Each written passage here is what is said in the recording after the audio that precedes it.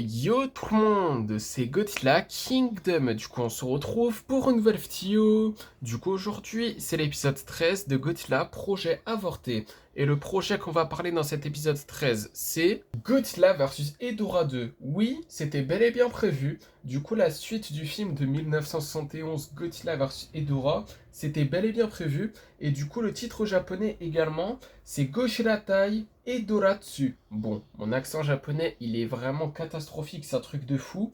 Mais dans tous les cas, ce qui est sûr, c'est qu'en fait, ce projet était censé sortir en 1975. Et du coup, ce projet-là, était censé être réalisé à nouveau par le même réalisateur qui a réalisé le film de 1971, qui est Yoshimitsu Banno. En ce qui concerne l'intrigue de ce projet, du coup Godzilla vs Hedorah 2, qui est la suite du film de 1971, on sait pas grand chose, mais par contre, la seule chose qu'on sait concernant ce projet, c'est qu'en gros Godzilla devait affronter une deuxième fois Hedorah en Afrique. Là, ce qu'on va faire, c'est qu'on va parler de l'histoire concernant ce projet de Godzilla vs Hedorah, qui était censé être la suite directe du film de 1971, Godzilla vs Hedorah. Alors du coup, c'est parti. Après que le producteur Tomoyuki Tanaka a jugé le projet de Godzilla vs Ghidorah de Yoshimitsu Banno trop coûteux, le réalisateur proposa une suite directe au film de Godzilla vs Hedorah. La fin de son film laissait déjà présager le retour d'Hedorah, avec un titre à la fin qui est écrit et encore un autre. En japonais, c'est Soshit Mopiki. Bon, encore une fois, mon accent japonais, il est toujours aussi catastrophique, c'est un truc de fou. Mais dans tous les cas, ce qui est sûr, c'est qu'en fait, ça veut vraiment dire ça en japonais. Mais bon, ce qui est sûr, c'est que le scénario prévoyait même un texte Godzilla vs Hedorah partie 1, fin.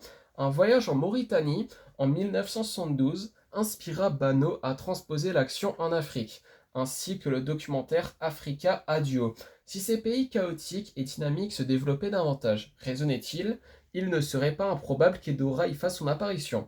Finalement, Ichiro Honda revient du coup pour la dernière fois et remplace Banno à la réalisation du 15e opus de la franchise. Yukiko Takayama écrivit le scénario de ce film qui devient Mechagodzilla contre-attaque, qui est le dernier film de leur choix.